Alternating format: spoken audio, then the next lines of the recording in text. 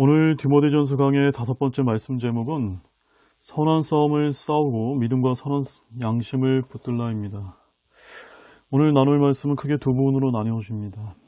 한 부분은 17절 말씀으로 앞서 사도 바울이 15절에서 죄인들 중에 우두머리인 자신을 구원하여 사역을 맡겨주신 주님께 존귀와 영광을 드리는 말씀을 볼 수 있습니다. 그리고 나머지 부분은 18절에서 20절인데 그렇게 주님의 크신 긍휼을 입은 바울이 아들과 같은 디모데에게 두 가지 책무를 주며 권면하는 말씀이 나옵니다. 그 두 가지 책무가 바로 오늘 제목처럼 선한 싸움을 싸우라와 믿음과 선한 양심을 붙들라입니다.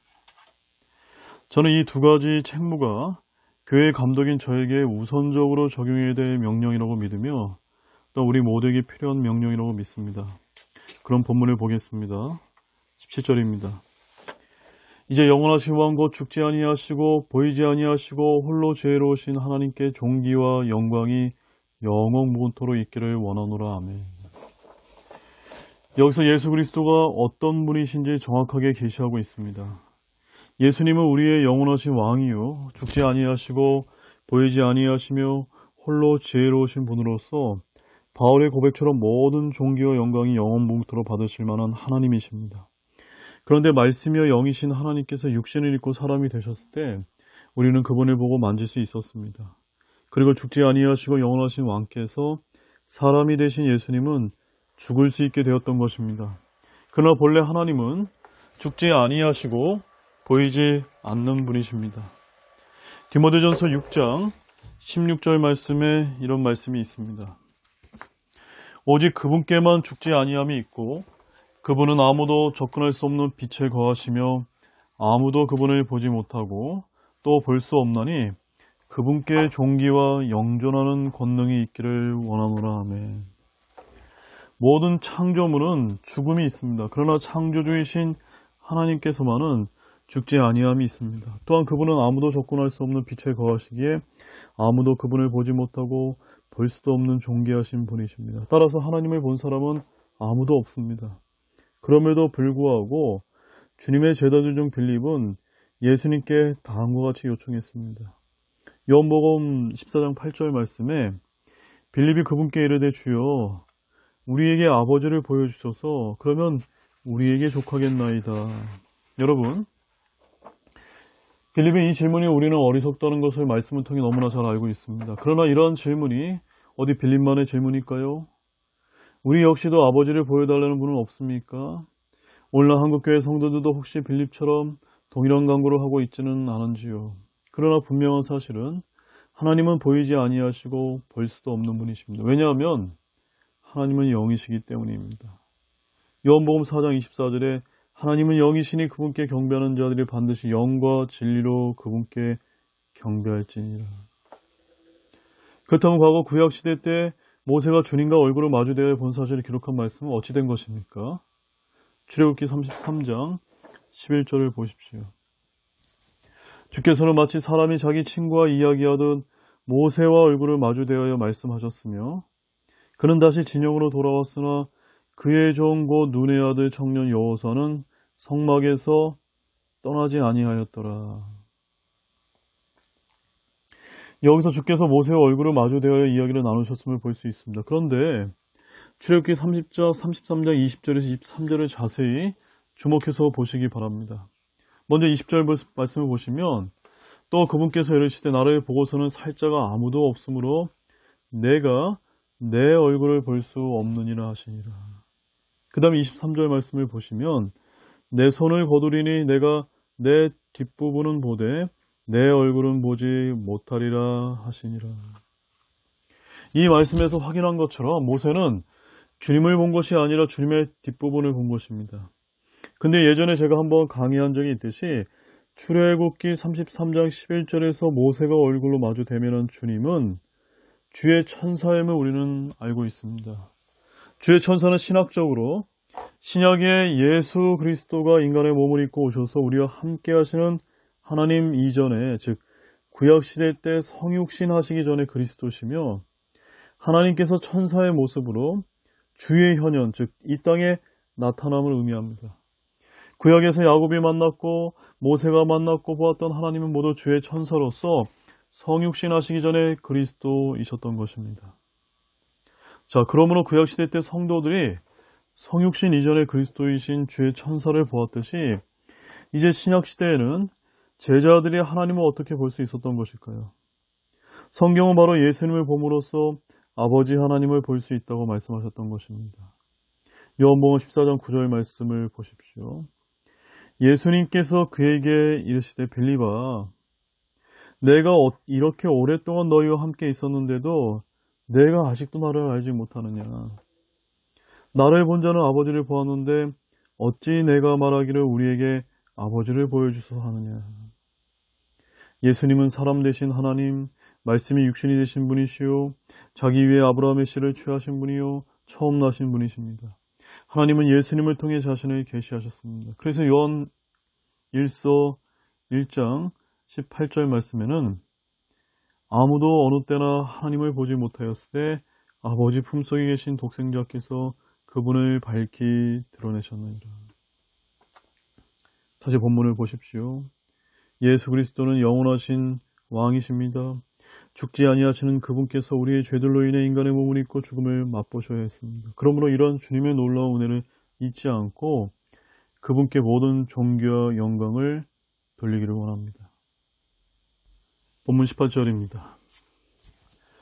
아들 디모데야, 전에 너에 관하여 주어진 대언들에 따라 내가 내게 이 책무를 주노니 곧 너는 그 대언들에 힘입어 선한 싸움을 싸우고. 앞선 12절에서 17절에서 바울은 죄인들 중에 우두머리인 자신에게 주어진 하나님의 놀라운 은혜와 공의에 대해 간증하며 하나님의 영광스러움을 찬양했습니다. 그리고 이에 이어지는 1장 마지막 단락인 18절에서 20절은 영적 아들 디모데를 향한 추가적인 바울의 권면이 나옵니다. 이러한 권면을 디모데도 잘 알고 있는 20절에 후메네오와 알렉산더의 경우를 예로 들어주는 목적은 3절에서 11절에서 전해준 바와 같이 다른 교리를 경계하는 것이 얼마나 중요한지를 재인식시키기 위해서입니다. 여기서 바울은 아들 디모데라고 호칭함으로써 이 마지막 단락을 시작하고 있습니다. 즉 바울은 디모데가 예수 그리스도 안에서 자신과 강한 동질성을 지니고 있으며 깊은 신뢰감을 갖고 있음을 이런 호칭을 사용해서 상기시켰습니다. 그런 다음 바울은 디모데에게 전에 너에 관하여 주어진 대언들이 있다고 강조합니다.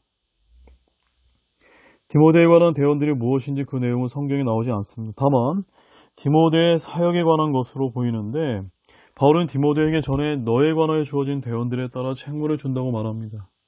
디모데는 안수를 받을 때 대언으로 주어진 선물이 있었습니다. 그래서 디모데전서 4장 14절 말씀에 의하면 내 안에 있는 선물 곧 장로회에서 안수할 때 이 대언으로 내게 주신 그 선물을 소홀히 여기지 말라. 디모데 안에 있는 선물은 장로회에서 안수할 때 대언으로 그에게 주신 선물인데 그것을 소홀히 여기지 말라고 합니다. 디모데 안에 있는 선물이 무엇인지 우리는 알 수 없습니다. 다만 그는 그 선물을 어떻게 사용해야 하는지 그 지시를 받았습니다. 디모데전서 4장 15절 16절을 이어서 보시면 이것들을 묵상하고 전적으로 그것들에 몰두하여 내가 진보하는 것이 모든 사람에게 드러나게 하라. 너 자신과 교리의 주의를 기울이고 그것들 안에 거하라. 이것들 행함으로써 너 자신과 내 말을 듣는 자들을 구원하리라. 디모데가 대언으로 주신 책무, 대언으로 주신 선물이 있었듯이 우리도 모두 주께 받은 책무와 선물이 있습니다. 각자 자신이 대언으로 받은 책무, 대언으로 받은 선물이 무엇인지 곰곰이 생각해 보시기 바랍니다. 자, 다시 본문을 보십시오. 디모데는 자신에 관하여 주어진 대언들에 따라 사도 바울의 두 가지 책무를 받았습니다. 첫째는 너는 그것을 들어 힘입어 선한 싸움을 싸우고입니다. 둘째는 믿음과 선한 양심을 붙들라입니다. 디모데는 바울이 얼마나 큰 싸움을 싸우고 있는지 잘 알고 있었습니다. 바울이 사도가 되는 그의 삶의 현장은 언제나 전쟁터였습니다. 그는 그리스도의 군사로서 싸우고 또 싸웠습니다. 바울은 자신이 싸우는 이런 싸움을 성도들이 모르기를 원치 않았으며 골로새서 2장 1절에서는 얼마나 큰 싸움을 싸우고 있는 너희가 알기를 내가 원하노니라고 했습니다. 빌립보에서는 고난을 당하고 치욕을 당한 뒤에도 많은 싸움을 싸우며 하나님의 복음을 말하려고 담대했습니다. 그는 죽기 전에 디모데후서 4장 7절 말씀에 의하면 내가 선한 싸움을 싸우고 나의 달려갈 길을 끝마치고 믿음을 지켰으므로 라고 할 정도로 평생 전쟁터로 누빈 군사와 같았습니다. 18절에서 먼저 내가 선한 싸움을 싸우고 라고 할 때 선한 싸움은 영적 전쟁을 가리킵니다. 유대인, 무슬림, 가톨릭은 자신들의 이익을 위해 치르는 종교 전쟁을 성전이라고 외치며 세상은 이것을 종교 전쟁이라고 부릅니다. 하지만 우리는 이런 전쟁을 치르라는 명령을 받은 것이 아닙니다. 그리스도인이 주와 복음을 위해 고난을 당하는 것을 성경은 선한 싸움이라고 말합니다. 바울은 여기서 전쟁을 수행하는 군인을 연상하고서 디모데에게 전쟁을 수행하는 군인의 자세를 가질 것을 권면하고 있습니다. 그렇다면 이 싸움, 즉 이 전쟁은 누구와의 전쟁입니까? 그것은 좁게는 이미 3절에서 12절에서 바울이 언급한 대로 꾸미는 이야기와 끝없는 족보의 주의를 기리며 또한 다른 교리를 전하는 잘못된 거짓 교사들과의 투쟁이요. 넓게는 이들을 배후에서 조종하여 교회 내 변론을 양산하고 분쟁하게 만드는 사탄 마귀와 그의 세력과의 전쟁입니다. 그러므로 이 전쟁은 곧 영적 전쟁입니다. 즉 성경이 말씀하는 우리가 진짜로 싸워야 할 선한 싸움은 일방적으로 얻어 터지고 감옥에 갇히고 죽으면서도 아무런 저항을 하지 않고 기꺼이 그 고난을 견디는 것입니다. 우리가 싸워야 할 싸움은 전략과 치밀한 전술이 있는 그런 싸움이 아닙니다. 때리면 맞고 잡으면 잡히고 죽이면 죽는데 결코 믿음을 포기하지 않고 주를 부인하지 않고 담대히 시인하며 복음을 부끄러워하지 않고 선포하는 그런 영적 싸움입니다. 그럼 바울이 싸움 상대는 구체적으로 누구일까요? 에베소서 6장 12절 말씀을 보면 우리는 살과 피와 맞붙어 싸우지 아니하고 정사들과 권능들과 이 세상 어둠의 치리자들과 높은 처소들에 있는 영적 사악함과 맞붙어 싸우느니라. 정사들, 권능들, 이 세상 어둠의 치리자들, 높은 처소들에 있는 영적 사악함, 이것이 우리가 싸워야 될 대상입니다. 마귀는 마귀의 사역자들이 있습니다. 그들은 개, 이리, 뱀, 사자, 돼지 등이라 불립니다. 우리는 그런 짐승들과 싸웁니다. 고린도전서 15장 32절에서는 또 이렇게 말씀하십니다. 내가 사람들의 방식대로 에베소에서 짐승들과 싸웠거든. 그들은 속임수와 폭력, 물리적인 힘을 동원합니다. 그러나 우리는 오직 믿음으로 맞서 싸울 뿐입니다. 우리의 전술은 단 한 가지입니다. 고난을 당할 때 믿음으로 견디는 것입니다.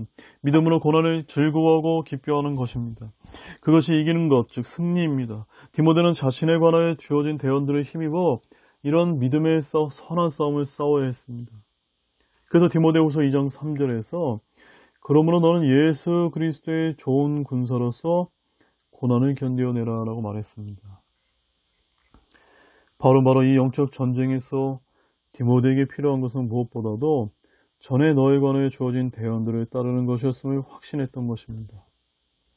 문맥을 고려하건대 바울이 디모데에게 전에 가르쳤던 대언들은 어떠한 것도 하나님의 영원한 작정이 역행하여 일어나지 않는 것과 자기 자신뿐만 아니라 디모데 역시 주님의 싸움에 참여하고 있다는 것, 그리고 용기와 진실은 확실히 보상을 받는다는 사실 등이었음이 분명합니다.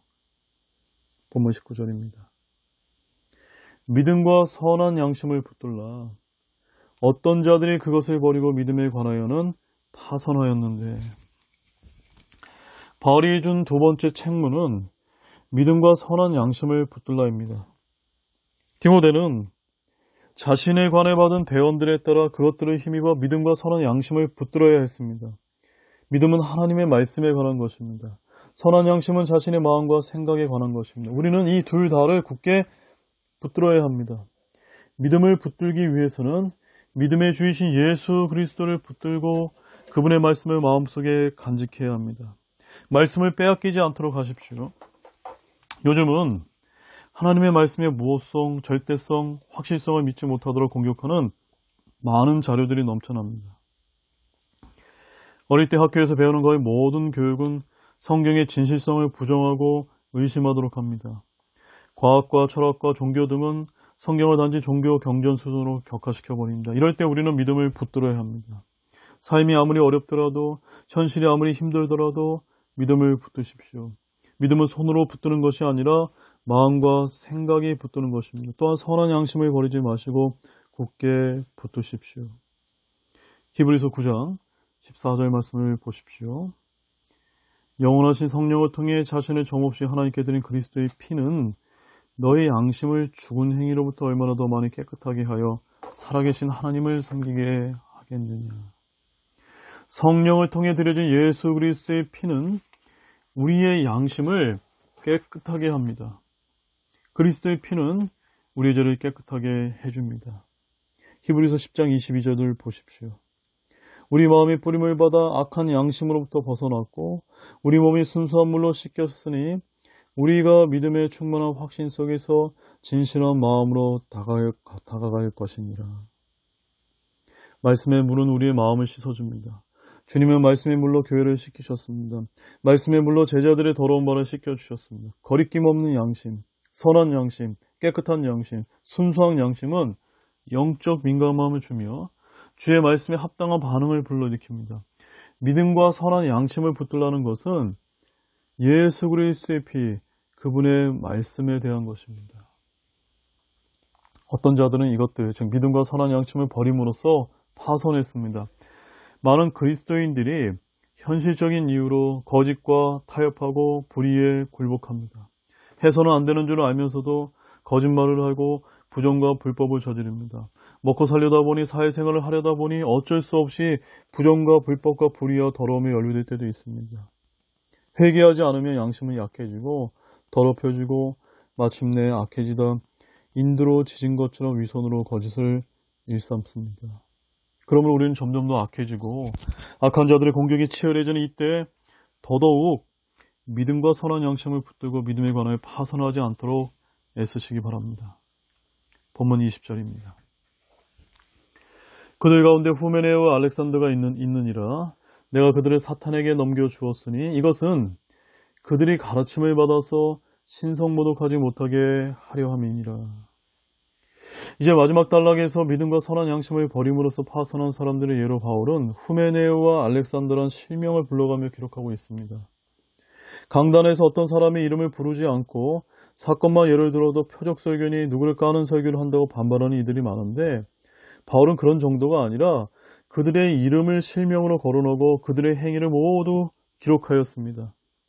신약 성경에서는 이들에 대한 구체적인 정보가 제공되고 있지는 않습니다. 다만 후메네오의 경우 디모데후서 2장 17절에서 다시 한번 언급되고 있을 뿐이나 알렉산더라는 이름의 경우는 사도행전 19장 33절과 34절, 디모데후서 4장 14절 15절 두 번 더 등장합니다. 먼저 후메네오가 누군지 살펴보겠습니다. 디모데후서 2장 16절에서 18절 말씀을 보십시오. 그러나 속되고 헛된 말장난들을 피하라. 그것들은 커져서 더욱더 하나님의 성품에 위배되는 것에 이르리라. 그들의 말은 괴형처럼 파먹을 터인데 그들 가운데 후메네오와 빌레도가 있느니라. 진리에 관하여는 그들이 잘못을 범하였으니 곧 부활이 이미 지나갔다고 말하여 어떤 사람들의 믿음을 뒤엎고 있느니라. 후메네오는 자신의 믿음이 파손했을 뿐만 아니라 속되고 헛된 말장난을 하는데다 부활이 이미 지나갔다고 말하여 다른 사람들의 믿음을 뒤엎고 있었던 자였음을 볼 수 있습니다. 그 다음으로 알렉산더는 또 어떤 사람이었을까요? 디모데후서 4장 14절과 15절을 보십시오. 구리 세공업자 알렉산더가 내게 많은 악을 행하였으니 주께서 그의 행위대로 그에게 갚으시기를 원하노라. 너도 그를 조심하라. 그가 우리의 말들을 크게 대적하였느니라. 알렉산더는 구리 세공업자였는데 바울에게 많은 악을 행했고 크게 대적했던 자였음을 알 수 있습니다. 또한 그는 에베소의 거짓 교사, 곧 율법의 선생이 되고자 한 이들 중 한 명이었습니다.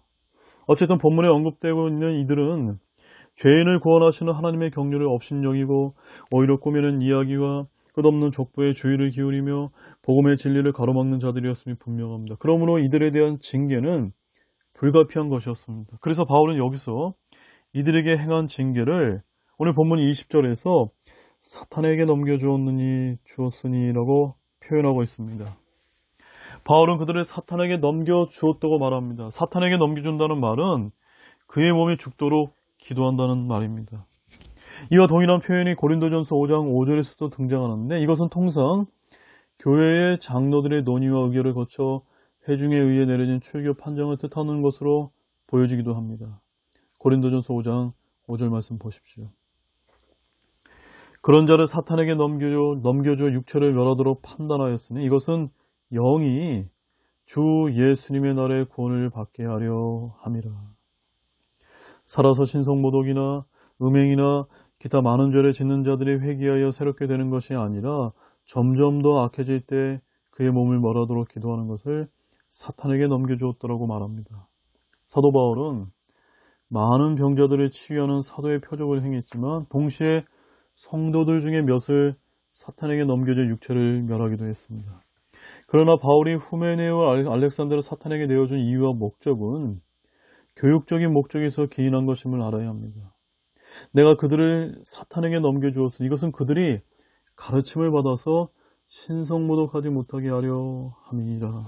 즉 이들에 대한 징계는 육이나 징벌의 차원이 아닌 교정의 차원에서 이루어진 것이었습니다. 그러므로 후메네와 알렉산더에는 바울의 긍휼과 사랑이 나타나고 있습니다. 바울은 그들이 하나님의 경륜을 비방하고 참된 복음의 전파를 가로막았던 죄를 회개하기를 진심으로 바라고 있는 것입니다. 이제 결론을 맺겠습니다. 우리 오늘 말씀을 통해 믿음과 선한 양심을 붙들고 선한 싸움을 싸우는 바울과 디모데의 모습과 그와 대조적으로 믿음에서 떠나 파선하여 사탄에게 넘겨진 후메네와 알렉산더의 모습을 발견할 수 있었습니다. 후메네와 알렉산더는 왜 파선했습니까? 한마디로 요약해서 싸우지 않았기에 파선한 것입니다. 그들은 믿음과 선한 양심을 붙들지 않았고 선한 싸움, 즉 영적 전쟁에 임하지 않고 불의한 이 세상과 타협했기에 파선한 것입니다. 따라서 저와 여러분은 예수 그리스도의 좋은 군사로서 어린 양의 발자취를 따르는 좁은 길, 고난의 길을 택하심으로 믿음에서 파선하지 않기를 바랍니다. 선한 싸움을 싸우고 믿음과 선한 양심을 굳게 붙드신 모든 분들이 되시기를 우리 예수 그리스도의 이름으로 축원드립니다. 기도하고 마치겠습니다.